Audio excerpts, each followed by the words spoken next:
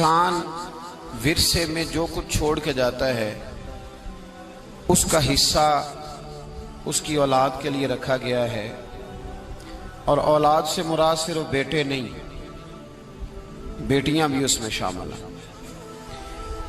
اور اولاد صرف وارث نہیں ہوتی، بیوی بھی وراثت کی وارث ہوتی ہے۔ ماں اور باپ کا بھی حصہ شریعت نے رکھا ہے۔ اولاد نہ ہو تو باقی رشتہ دار بھی اس میں شراکت دار ہوتے ہیں۔ وہ ایک علیحدہ تفصیل ہے، وہ نہ تو ہمارا عنوان ہے اور نہ ہی اس کے احکام کسی ایک شخص کے لحاظ سے ایک جیسے ہوتے ہیں، بلکہ میراث کے احکام ہر شخص کے لحاظ سے الگ الگ حیثیت رکھتے ہیں۔ ہم تو صرف اس کی اہمیت پر چند باتیں عرض کرنا چاہ رہے ہیں۔ میرے عزیز دوستو، پہلی بات تو یہ ہے کہ یہاں کچھ لبرل لوگ تو روشن خیال کہتے ہیں، میں کئی دفعہ روغن خیال کہتا ہوں ان لوگوں کو۔ وہ کہتے ہیں دیکھو جی ہم مساوی حقوق دیتے ہیں، اسلام نے بیٹی کا حصہ آدھا رکھا ہے، اور جدید زمانے کے لوگ یہ کہتے ہیں کہ ہم چاہتے ہیں کہ برابر اور مساوی حصہ ہو، اسلام نے آدھا حصہ رکھا ہے، معاذ اللہ۔ اس پر اعتراض ہوتا ہے۔ ہمارا جواب یہ ہے کہ اسلام نے دیکھنے میں تو بیٹے کا حصہ زیادہ اور بیٹی کا کم رکھا ہے، لیکن اگر دیکھا جائے تو بیٹی کا حصہ زیادہ ہے۔ بیٹی کا حصہ، یہ آپ کو باتیں سمجھ لینی چاہیے۔ میڈیا کا زمانہ آیا ہے نا، دنیا ایک گلوبل ویلج بن گئی ہے۔ اب ہمارے بچوں سے اس طرح کے سوال کیے جاتے ہیں، بالخصوص یونیورسٹی کالج کا جو طبقہ ہے ان کو الجھایا جاتا ہے۔ سب سے پہلا نقصان اپنا اور ملت کا یہ کرتے ہیں کہ سیدھا معاذ اللہ دین پر یہ اعتراض شروع کر دیتے ہیں۔ اسلام نے بیٹی کا حصہ، دیکھیں نا، بیٹی کا حصہ تو تھا ہی نہیں۔ اسلام نے بیٹی کا حصہ آدھا رکھا ہے، بیٹے کا حصہ ڈبل رکھا ہے۔ لیکن میں نے یہ جملہ بولا ہے کہ اگر غور سے دیکھا جائے تو بیٹی کا حصہ زیادہ ہے۔ کیوں بھلا؟ اس لیے کہ بیٹی کا حصہ تو رکھا گیا ہے، پر بیٹی کے ذمہ حق کوئی نہیں رکھا گیا۔ بیٹی کا حصہ رکھا گیا ہے پر اس کی ذمہ داری، بیٹی جب تک بیٹی ہوگی تب تک باپ کی ذمہ داری ہے، اور جب وہ بیوی ہوگی پھر وہ شوہر کی ذمہ داری ہے، اور جب وہ ماں ہوگی پھر وہ بیٹوں کی ذمہ داری ہے۔ اس کی ذمہ کوئی چیز نہیں لگائی گئی، اس پر ضرور توجہ کرنی ہے آپ حضرات۔ عورت کے ذمہ کوئی چیز، دیکھیں نا، نان نفقہ شریعت میں خامند کی ذمہ داری ہے، رہنے کو مکان دے گا، پہننے کو کپڑا دے گا، عورت کی ضروریات کا خیال رکھے گا۔ ڈیوٹی کس کی؟ خامند کی۔ اور جب اس سے قبل وہ اپنے باپ کے گھر میں تھی تو ڈیوٹی کس کی تھی؟ والد کی۔ والد اس کو کپڑے لے کے دے گا۔ والد کسی جگہ شریعت میں یہ موجود نہیں ہے کہ بیٹی خود جا کے کما کے لائے گی، باپ کی ذمہ داری۔ اور جب شادی ہو گئی تو پھر خامند کی ذمہ داری، اور جب وہ ماں بن گئی تو پھر تو میرے محبوب نے کمال ہی کر دی۔ فرمایا بیٹا جب جنت ڈھونڈنے نکلے گا تو اسے ملے ہی ماں کے قدموں کے نیچے۔ تو بات ہی ختم ہو گئی، پھر وہ ذمہ داری۔ ایک صحابی نے کہا یا رسول اللہ صلی اللہ تعالی علیہ وسلم، میرا سب سے قیمتی پیسہ کون سا ہے جو میں خرچ کروں تو مجھے سب سے زیادہ اجر ملے؟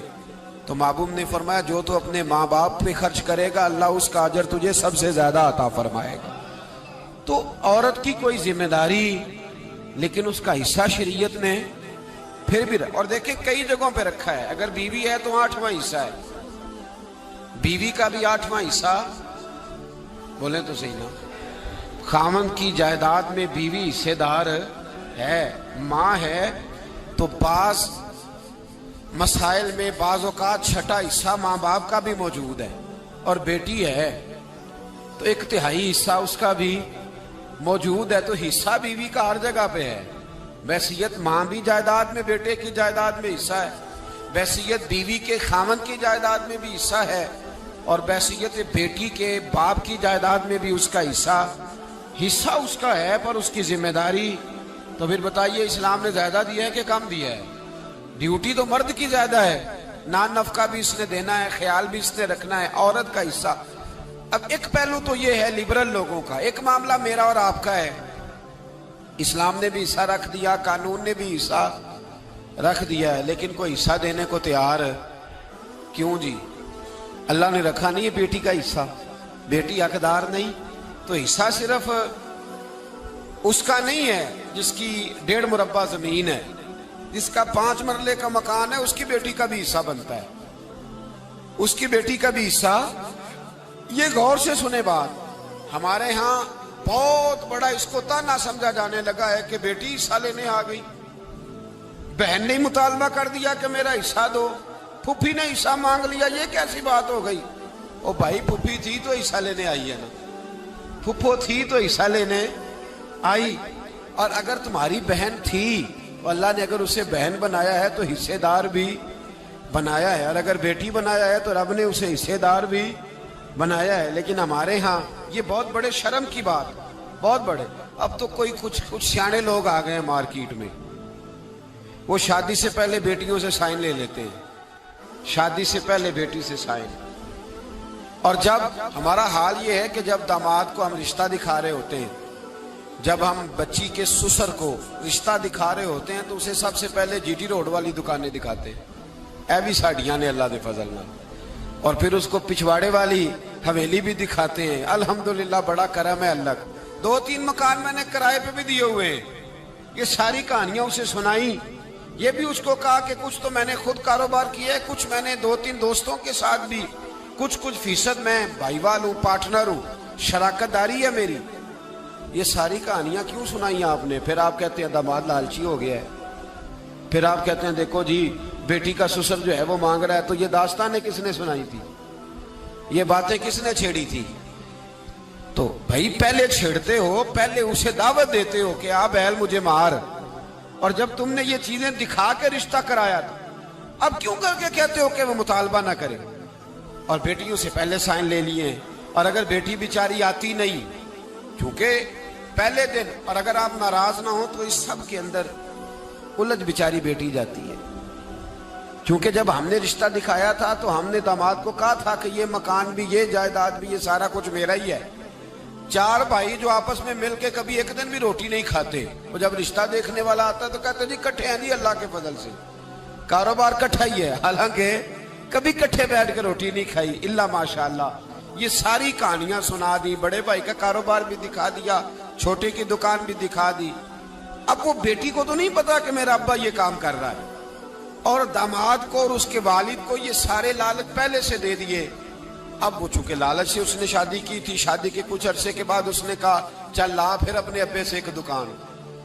جب وہ لالچ سے شادی کرتا ہے تو ٹھیک شادی کے 2-3 مہینے بعد ہی اسے ضرورت بھی پڑ جاتی ہے، اور بڑی ایمرجنسی لاگو ہوتی ہے، کہتا لا اب لے کے آ۔ اب وہ جب جا کے کہتی ہے کہ جناب لاؤ میرا حصہ، تو ابا جی کہتے ہیں تینوں دیاں گے تو پھر دوجیاں نو بھی دیاں گے، تو سارے مطالبہ کریں گے، تجھے دیں گے تو باقی بھی مانگیں گی۔ اب خامد بھیج رہا ہے اور والد دے نہیں رہا، بلکہ والد الٹا کہہ رہے ہیں کہ تجھے اسے وہیں سمجھانا چاہیے تھا۔ تو بتائیے اس سارے معاملے میں نقصان کس کا ہوا؟ بولیے۔ تو یاد رکھیں، پہلی بات تو یہ ہے کہ یہ لالچ بناؤ ہی نہ، یہ رنگ اپناؤ ہی نہ، یہ انداز سکھاؤ ہی نہ، یہ طور طریقے بتاؤ ہی نہ۔ آپ یقین کریں 1-2 معاملات میں رشتے کرانے والوں سے ملاقات ہوئی، کچھ بچوں کے رشتے کرنے تھے تو بعد رشتے کرانے والوں سے گفتگو ہوئی، تو وہ رشتے کا بتاتے کہتے ہیں جی ایک رشتہ ہے ایک بچی کا، اس کے گھر والے کہتے ہیں ہم نے کار بھی دینی ہے۔ تو میں فوراً کہتا ہوں کہ رشتہ تو ابھی دیکھا ہی نہیں، تو کار کا پیغام تم نے پہلے سنا دیا ہے۔ وہ کہتے ہیں جی ہم نے گاڑی دینی ہے، نہیں یہ پہلے پیغام دے دیا، اور بچی کے نام ایک سوسائٹی میں مکان بھی ہے، شریعت نے بچی کا حصہ رکھا ہے، باپ کی جائیداد میں بیٹی کا حصہ۔ بولیے سارے بولیے۔ چلو جنہاں نہیں بھی پروگرام دین دو بھی منو تے صحیح نہ۔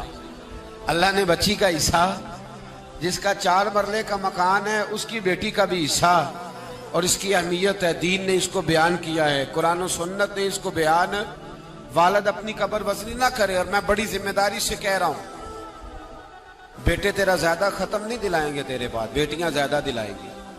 اور ایک بات اور کر دوں تو میرا خیال ہے آپ سمجھ جائیں گے، بیٹا اگر دعا کبھی مانگے گا بھی تو رسمی مانگے گا، اور بیٹی تیرے مرنے کے بعد تیرے لیے جب بھی دعا مانگے گی رو کے مانگے گی، وہ رو کے مانگے، اس کی دعا اللہ کے قرب کے قریب ہوگی۔ بیٹی کو کیوں نہیں دیتے؟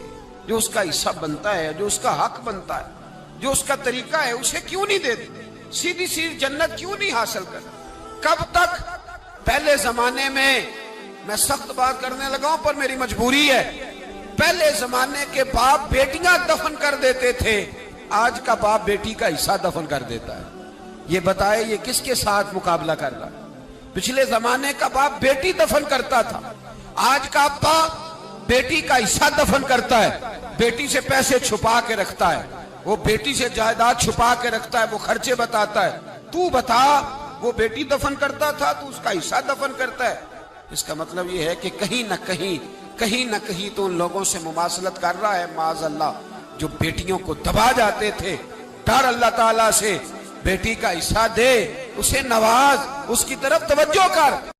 ہم ڈٹے ہوئے لوگ، سرکار نے فلاح انسانیت کے لیے جو دوسرا کام کیا نا، وہ لوگوں کو احساس دلایا ہے کہ اگر غلطی ہو جائے تو تم نے بندوں کے سامنے اپنے آپ کو کلیئر نہیں کرنا، تم نے تو رب کے سامنے اپنے آپ کو کلیئر کرنا، اللہ کے سامنے تم نے بچنا ہے کہ میرا گناہ معاف۔ اور حضور احساس پیدا کرتے تھے۔ بخاری شریف میں قبیلہ غامدیہ کی اس عورت کا تذکرہ موجود ہے جو خود آئی تھی، کوئی گرفتار کر کے نہیں لایا تھا، از خود آئی۔ احساس پیدا ہو گیا نا گناہ کا۔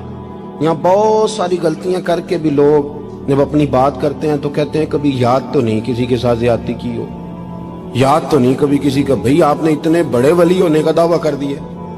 انسان تو انسان رہتا ہے۔ بڑے بڑے لوگ کہہ گئے کہ یا اللہ اگر انجانے میں بھی بھول گئے ہیں تو ہم سے درگزر فرما، لیکن جب ہم تیار ہی نہیں ماننے کو۔ حضرت انس بن مالک کہتے ہیں وہ خاتون آئی، کوئی پکڑ کے نہیں لایا، کسی 14 دنوں کے ریمانڈ پہ نہیں اسے منوایا گیا، اسے وہ خود بخود آئی اور کریم محبوب علیہ السلام کے سامنے جب وہ کھڑی ہوئی تو اتنے درد سے میں نے کم لوگ روتے دیکھے ہیں جس درد سے وہ روئی۔ عرض کرنے لگی حضور میں غلطی کر بیٹھی ہوں، مجھ سے زنا ہو گیا، مجھے پاک کر دے۔ تو محبوب کریم علیہ السلام نے فرمایا تو کیسے ثابت کرے گی تو نے گناہ کیا؟ یعنی مجرم کو ثابت کرنا پڑ رہا ہے کہ میں گناہ گار۔ یہ وہ کمال ہے کہ انسانوں کو احساس ہونے لگے کہ یہاں ہم غلط ہیں۔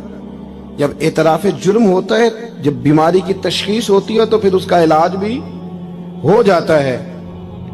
حضرت انس بن مالک کہتے ہیں وہ عرض کرنے لگی حضور میرے پیٹ میں ناجائز بچہ ہے۔ حضور نے فرمایا جا جب بچہ پیدا ہو تو پھر آنا۔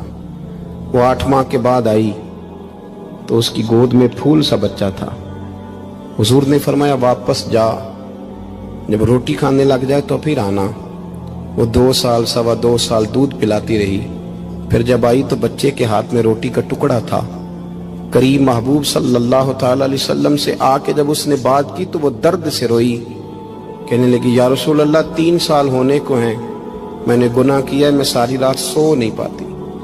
حضور تڑپتی، اگر اس حال میں مر گئی تو اپنے رب کو کیا منہ دکھاؤں، مجھے پاک کر دے، میرے حال پہ رحم فرمائے۔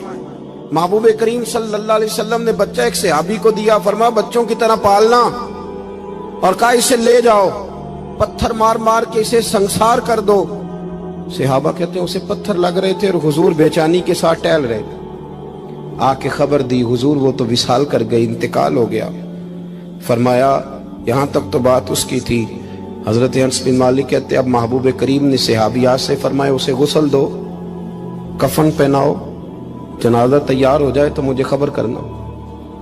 حضرت انس بن مالک کہتے ہیں غسل ہوا، کفن ہوا، جنازہ تیار ہوا تو حیران ہم تب ہوئے جب میرے محبوب نے فرمایا صفیں بناؤ، میں خود جنازہ پڑھاؤں گا، میں خود جنازہ پڑھاؤں گا۔ اور سرکار نے جنازہ پڑھایا تو ایک شخص کی زبان سے نکلا حضور اس ملعون کا معاذ اللہ جنازہ جس نے ناجائز بچہ جنا، اس کے لیے آپ دعا کر رہے ہیں، جنازہ پڑھا۔ حضور فرمانے لگے خاموش ہو جاؤ، تم نے گناہ دیکھا ہے اس کا احساس نہیں دیکھا، تم نے غلطی دیکھی ہے لیکن اس کی توبہ کا انداز نہیں دیکھا۔ اور صاحب کنز العمال نے یہ لفظ نقل کیے ہیں کہ کریم محبوب فرمانے لگے اس نے تو ایسی شاندار توبہ کی ہے کہ اگر میں اپنی ساری امت میں بانٹ دوں تو اللہ سب کی مغفرت فرما دے گا۔ احساس جب پیدا ہو جاتا ہے نا اپنے دل کے اندر کہ یہاں میں غلط ہوں، ان العبد اذا اعترف ثم تاب تاب اللہ علیہ او کما قال نبی صلی اللہ علیہ وسلم، رواہ مشکات۔ حضور نے فرمایا جب کوئی بندہ کہتا ہے نا اللہ میں بھول گیا تھا، اور پھر وہ توبہ کرتا ہے تو رب اس کی توبہ کو فوراً ہی قبول فرما لیتا ہے۔ پہلی بات یہ کہ عقائد کو مضبوط رکھیں، مضبوط عقائد۔ اور یہ جو آج کل ایک اور ماحول چل رہا ہے کہ تھوڑا ادھر کو تھوڑا ادھر، عقائد وہی درست ہیں جن کی تشریح شیخ عبدالحق محدث دہلوی نے فرمائی، عقائد وہی درست ہیں جن کی بابت حضرت مجدد الفسانی لکھ گئے، اور ان سب کو اگر کھلا کر کے بیان کیا تو امام احمد رضا فاضل بریلوی نے بیان کیا۔ انہی بزرگوں کی باتوں کو کھول کر ہمارے سامنے رکھا۔ مضبوط عقائد کی زندگی گزاریں۔ اور دوسری بات، اگر کبھی کوئی غلطی ہو جائے پھر اس کا احساس پیدا کریں، پھر اس سے توبہ کریں۔ تیسری بات جو فلاح انسانیت کے لیے بڑی ضروری ہے وہ یہ ہے کہ تھوڑا احساس پیدا کریں دوسروں کا۔ میری زندگی میری ذات سے شروع ہوتی ہے، میری ذات سے۔ میرے سے ہنس کے بولو، میری بات مانو، میرے پیچھے چلو، میرے آرام میں خلل نہ آئے، میری طبیعت کے مطابق۔ بھئی آپ کی طبیعت کے مطابق چلیں تو پھر تو آپ بہت بڑے خود غرض ہوئے کہ آپ نے صرف اپنے لیے سوچا۔ محبوب کریم کا کمال یہ تھا کہ حضور نہ دوسروں کا بڑا احساس فرماتے تھے۔ آپ بخاری مسلم کی وہ حدیث پڑھیں تو حیران ہو جائیں کہ سرکار فرماتے ہیں میں جب نماز کی نیت باندھتا ہوں تو میرا دل کرتا ہے میں لمبی نماز پڑھاؤں۔ جب میرا کسی کام کرنے کو دل کرے تو پھر میں ساری دنیا کچلنی پڑے تو میں کر جاتا ہوں، لیکن حضور فرمانے لگے کہ میرا دل کرتا ہے میں لمبی نماز پڑھاؤں، لیکن پھر میرا خیال آتا ہے کہ پیچھے بوڑھے بھی ہیں، بیمار بھی ہیں، بچے بھی ہیں۔ یا رسول اللہ، نماز اللہ کی اور خیال بندوں کا؟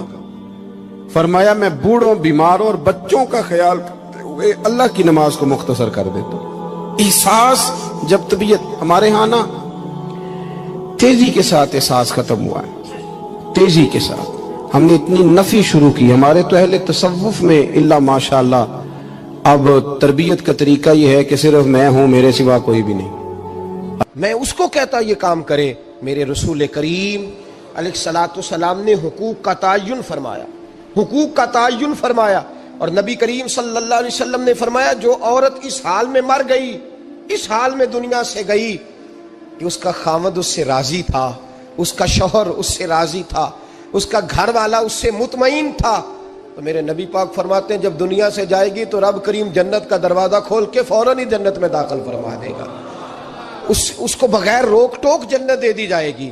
شرط یہ ہے کہ وہ جب دنیا سے جائے تو اس حال میں جائے کہ اس کا خامد اس سے شکوے نہ کرتی پھرے، شکایتیں نہ کرتی پھرے، شکایتیں نہ کرے۔ ہمارے زمانے میں شکایتیں ہوتی ہیں، اور خواتین، عورتیں اس بات کو سمجھتی نہیں کہ اللہ نے جو میرے نصیب میں رکھا تھا اور جو خامد رب نے میرے لیے پسند کیا تھا وہ اللہ نے مجھے عطا فرما دیا ہے۔ وہ شکوے کرتی ہیں، شکایات کرتی ہیں، اور دوسری عورتوں کو سامنے رکھ کے وہ فلاں کے حصے میں یہ چیز آئی، فلاں کے حصے میں یہ چیز آئی، فلاں کا خامد یوں کرتا ہے، شکوہ کرتی ہیں۔ میرے رسول پاک علیہ السلام نے فرمایا عورتیں کثرت سے جہنم میں جائیں گی، کثرت سے۔ تو ایک صحابی رو پڑے، ایک حدیث میں لفظ یہ ہے رو پڑے، عرض کرنے لگے یا رسول اللہ وہ ہماری مائیں بھی ہیں، بیٹیاں بھی ہیں، بہنیں بھی، حضور جہنم میں جائیں گی؟ نبی پاک صلی اللہ علیہ وسلم نے فرمایا ایک تو وہ عیب جوئی کرتی ہیں، غیبتیں کرتی ہیں، دوسرا رب کا شکر ادا نہیں کرتی، اور تیسرا فرمایا اپنے خامند کا بھی شکریہ ادا نہیں کرتی، بات بات پہ نہ شکری کرتی ہیں، بات بات پہ نہ شکری کرتی، اس سبب سے جہنم میں جائیں۔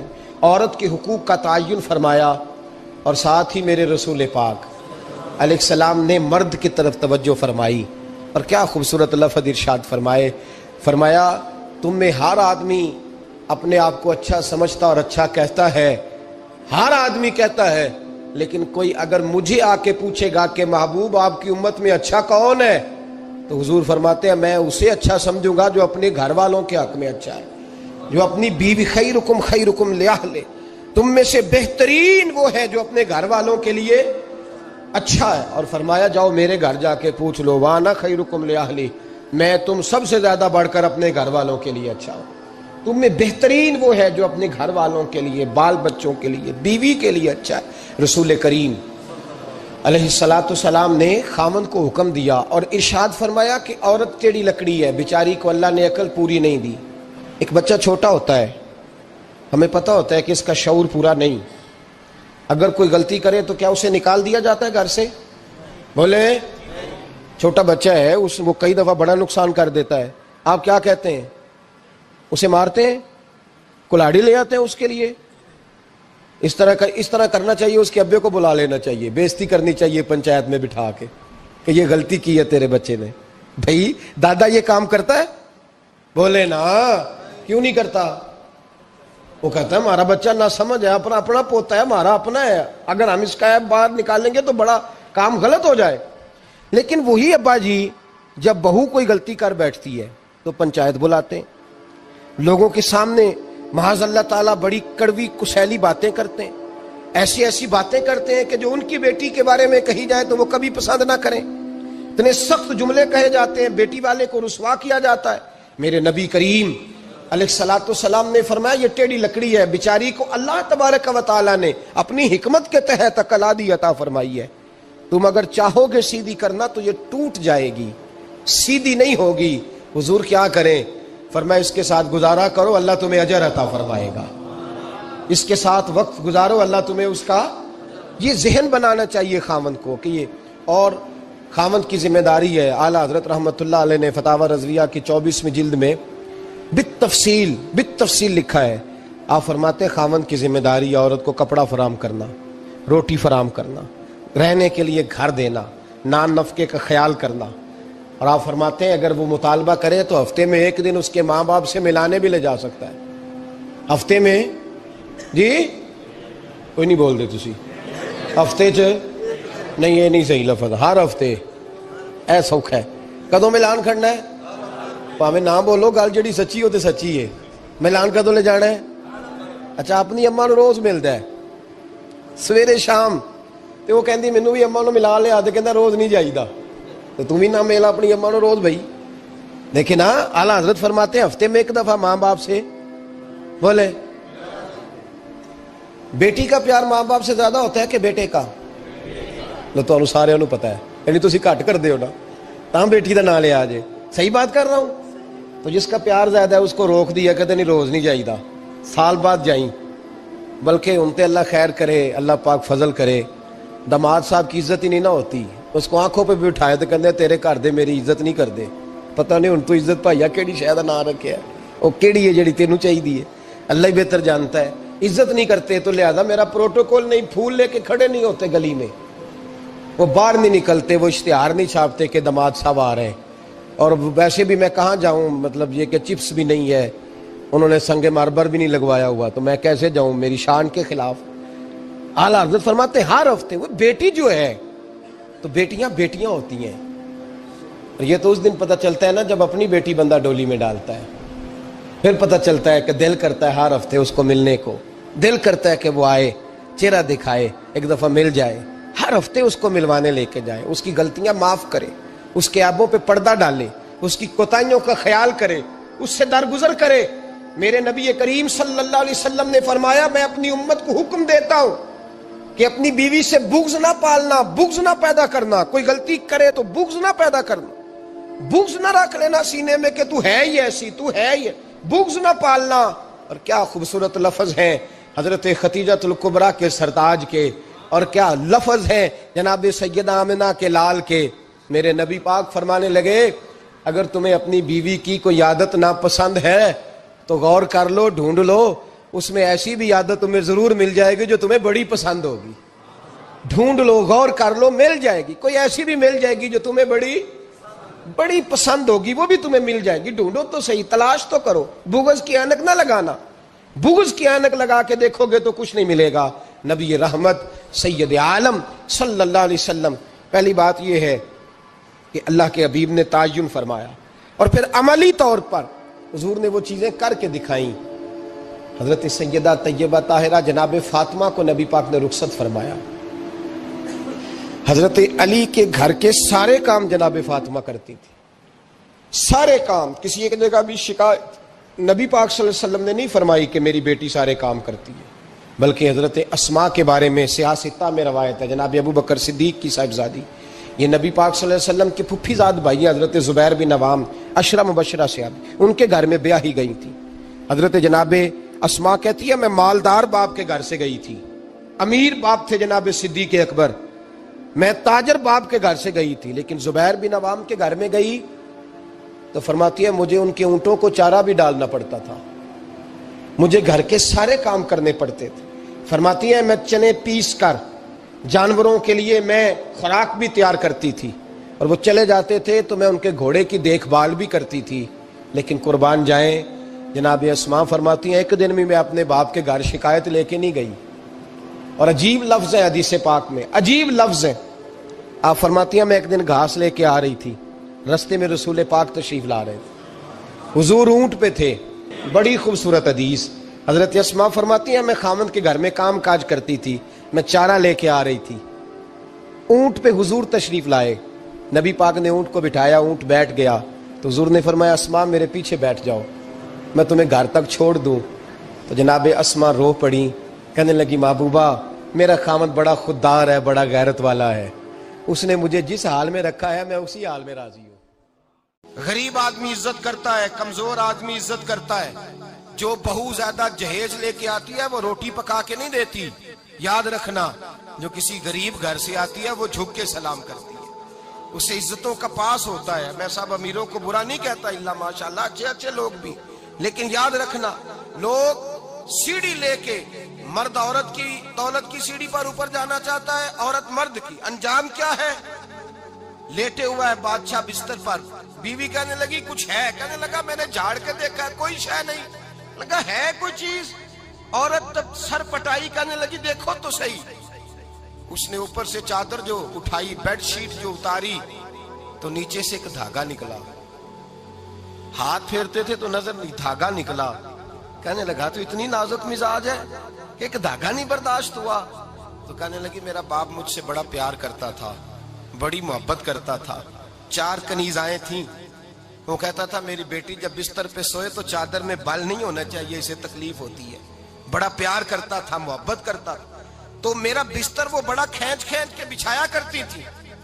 इसलिए तो मैंने जब बाप कमजोर हुआ तो मैंने कहा मैं बगैर दौलत और सरवत और हुकूमत के रह नहीं सकती, तो मैं तभी तो तेरे पास आ गई। बादशाह ने कहा उठ जरा मेरे बिस्तर से, बाहर आ। जब बाहर उसको लाया तो गुलाम से कहने लगा इसके बाल घोड़े के साथ बांध लो और इसको खींचो, इतना खींचो कि सारे शहर में घुमाओ रात के वक्त, और जब मर जाए हड्डियां टूट जाए तो मुझे खबर देना। शहजादी पलट के आई, कहने लगी मेरी गलती क्या है? कहने लगा मुझे तो आज समझ आई है, तू इज्जत ढूंढने निकली है।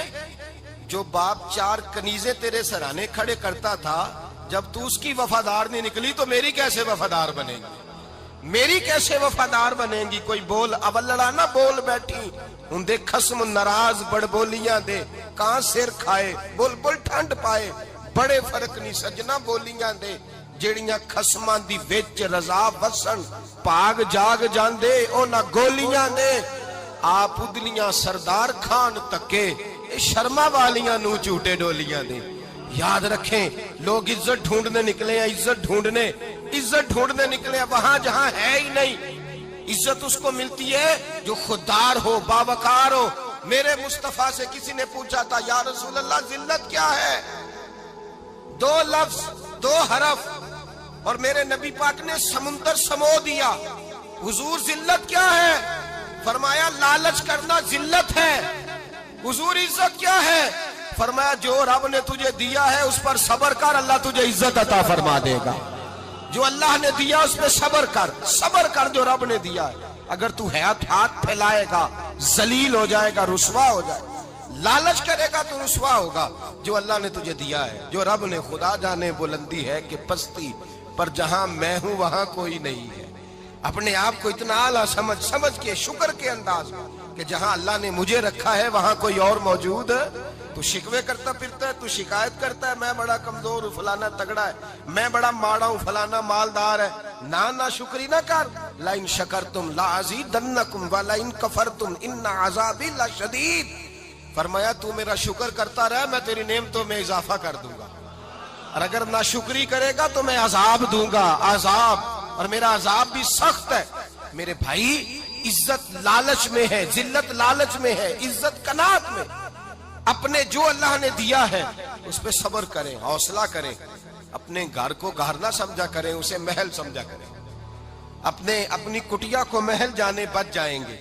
میں کبھی کبھی اپنے دوستوں سے کہتا ہوں، میں کہتا ہوں بڑی خوش قسمت زندگی گزاری ہے، بڑی خوش قسمت زندگی، بڑی خوش قسمت۔ یہ میرے حضرت فرمایا کرتے، فرماتے یہ جملے کہا کرو رب کریم نے جو والدین میرے لیے پسند کیے وہ مجھے عطا فرمائے۔ جو بہن بھائی ہم نے تو بعد میں چہرے دیکھے ہیں تو حالات بدل گئے، آج پتہ چلا ہے دیہاتی لوگ تو ولی ہوتے ہیں، اللہ سے زیادہ ڈرتے ہیں۔ یہ جو سادے لوگ ہوتے ہیں نا دیہاتوں کے، کوئی خیرات لینے والا دروازے پہ آتا تو میں مدرسے کا طالب علم تھا، میری اماں کہتی جا دے آ، تو میں کہتا اماں یہ تو ڈھونگ رچائے آیا ہے، اس کو دینا ہی نہیں چاہیے، تو اماں کہتی بیٹے اتنا ہی کافی نہیں کہ ہمارے دروازے پہ آ گیا ہے۔ آج سمجھ آتی ہے، آج خیال آتا ہے کہ وہ سادے لوگ ضرور تھے، وہ کتابیں پڑھے ہوئے نہیں تھے، لیکن جو درس محبت انہوں نے پڑھا تھا وہ کم ملتا ہے، وہ تھوڑا ملتا ہے۔ ناز کیا کرے ناز، آج کسی کو کوئی پینڈو کہہ دے تو اس کا سر جھک جاتا ہے۔ او خدا کے بندے، پینڈو ہونا تو اتنی بڑی نعمت ہے کہ میرے رسول پاک پیدا شہر میں ہوئے، پرورش جا کے گاؤں میں پائی۔ جناب عبد المطلب کہنے لگے میں اپنے پوتے کو گاؤں میں بھیجوں گا، ہوا بھی تازہ ہے، زبان بھی خالص ہے، بندے بھی خالص ہے۔ حلیمہ سعدیہ جیسی سادی بی بی، اس کے ہاں پرورش پائی۔ سر اٹھا کے دیا کرو، سر اٹھا کے، عزت نہ ڈھونڈا کرو۔ وہ کیا عزت ہوئی، پڑوسی کو نہیں پتا پڑوسی کہاں رہتا ہے، پڑوسی کو نہیں پتا۔ اور ہم نے تو وہ بستیاں دیکھی ہیں، وہ نور بھرے شہر دیکھے ہیں کہ کسی غریب کی بیٹی کا بیاہ ہوا ہے اور اس کا داماد آیا ہے گلی میں، تو چودھری صاحب گھوڑے سے اتر گئے ہیں اور داماد کو گھوڑے پہ بٹھا کے کہا ہے یہ صرف فلاں کا داماد نہیں، یہ ساڑھے پنڈ دا جوائی ہے، یہ ہمارے گاؤں، یہ عزت ہے، یہ وقار ہے۔ اپنی مٹی پہ چلنے کا سلیقہ سیکھو، کسی کے سنگ مرمر پہ چلو گے تو پھسل جاؤ گے۔ اپنی دنیا آپ پیدا کر اگر زندوں میں ہے، عزت وہ ہے جو اللہ عطا فرمائے۔ تو ہم لوگ عزت ڈھونڈنے وہاں نکلے ہیں جہاں ہے ہی نہیں، جہاں عزت ہے ہی نہیں۔ میرے بھائی یاد رکھیں، اور سنجیدگی میں عزت ہے، یاد رکھیں۔ ہم لوگ شغل کر کے، زیادہ باتیں کر کے، آگے بڑھ کے، کیمرے کے آگے ہو کے، آگے جا کے عزت حاصل کرنا چاہتے ہیں، یہ عزت نہیں۔ میرے رسول پاک سید عالم صلی اللہ علیہ وسلم نے فرمایا جو جمعے والے دن بعد میں آیا اور آگے نکلا، آیا بعد میں، نکلا آگے کی طرف بڑھا، لوگوں کی گردنیں پھلانگ کے آگے گیا، فرمایا اس نے تو جہنم کی جانب پل بنایا، اپنے لیے رستہ بنا لیا دوزخ جانے کا۔ اور پھر جو بڑا ہوتا ہے اس کو نشست کی ضرورت تو نہیں ہوتی، جو بڑا ہوتا ہے اس کو نشست کی حاجت۔ حضرت ابراہیم بن ادم رحمت اللہ تعالی علیہ ایک جگہ گئے، دعوت پہ گئے، ہمیں نشستوں کی ضرورت ہے، بڑائی کی ضرورت ہے، آگے بڑھنے کی ضرورت ہے۔ آپ دعوت پہ تشریف لے گئے تو پیچھے جوتے پہ بیٹھ گئے، رش بہت زیادہ تھا، تو میزبان کہنے لگا حضرت آگے آئیے، فرمانے لگے یہیں بیٹھا رہنے دو۔ اس نے کہا حضور کیوں؟ فرمانے لگے اگر میری کوئی عزت ہے نا تو میں یہاں بیٹھوں گا تو میری عزت کم نہیں ہو جائے گی، میری عزت میں کمی۔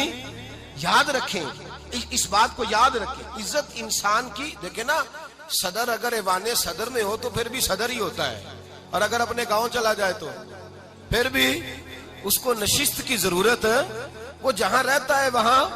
ایک بزرگوں کی میں نے بات بڑی اچھی سنی، میں بھی میرے پیارے بڑے ہیں قادری صاحب، میں ان سے اکثر کہتا ہوں آپ ہر روز ہی یاد کراتے ہیں کہ یہ مفکر ملت ہے، بھول جاتا ہے لوگوں کو، کل بھول گیا تھا، یہ جملے کو بھولتے نہیں ہے نا جی، کوئی ضرورت کیا ہے ان القابات، کیا ہے ان کی کوئی حاجت نہیں ہوتی۔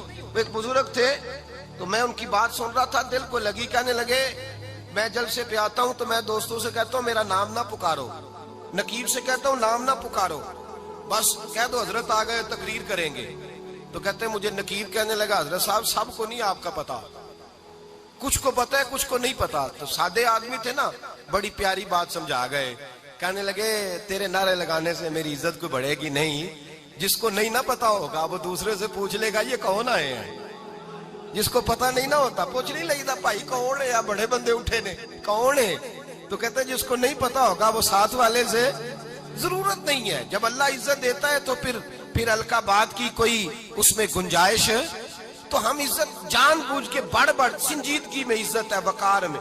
میرے مصطفیٰ نے فرمایا من صامت نجا، جو چپ کر گیا وہ نجات پا گیا، جو چپ کر گیا وہ چپ کر سہتے موتی مل سن ذکر کریں تے ہیرے، چپ کر سہتے موتی مل سن ذکر کریں تے جے پاگلا وانگو رولا پاویں ना मोती, तू चुप रह के देख, चुप रह, मन समता न जा। इमाम शाफी रहमतुल्लाह अलैह फरमाते हैं, एक बादशाह का शहजादा मेरे साथ आया, कहने लगा मुझे हदीस की समझ नहीं आती, ये हदीस क्या है, चुप रह गया तो बच गया, चुप रह गया तो इज्जत पा गया, क्या मतलब है इसका? आप फरमाने लगे, मैं उसे जंगल में ले गया, मैंने कहा आज तोते का शिकार करना है, तोते का। कहने लगे जंगल में पहुंचे, तोता ढूंढने लगा, तोता ही कोई नहीं मिलता। अचानक एक दरख्त पे तोता बोला, तोता जब बोला तो उसने तीर मारा, तोता गिर गया। मैंने कहा बेटे समझ आई है हदीस की? कहने लगा हुजूर क्या मतलब? फरमाने लगे तोता भी सब्ज था, पत्ते भी सब्ज थे, अगर बोलता ना तो मरता ना, अगर बोलता ना तो, ये भोला है तो इसलिए मारा गया है। मेरे मुस्तफा ने फरमाया चुप रहेगा तो बच जाएगा, चुप रहेगा तो वकार पाएगा। शोर करते आगे बढ़ते, उसका नुकसान होता है। इज्जत संजीदगी में, खामोशी में। हम लोग तकब्बुर में इज्जत तलाश करते हैं, गुरूर में, मेरे सामने बोलता कोई नहीं। और सुनो भाई, याद रखना, इज्जत उसकी नहीं होती जिसके सामने डरता हुआ बात कोई नहीं करता। इज्जत उसकी होती है कि हर गरीब आदमी जिसके दरवाजे पे जाके बैठ जाए और कहे यार ये सब की सुनता है, मेरा भी दुखड़ा सुन लेगा। ए दुनिया मिट्टी दे पांडे कई बनदे ने, कई टैंदे ने, कई नाल सदूक दे रहन इत्थे, कई एक दूजे नाल खईंदे ने, ते साजद हो जिन्नू मरज शकदी,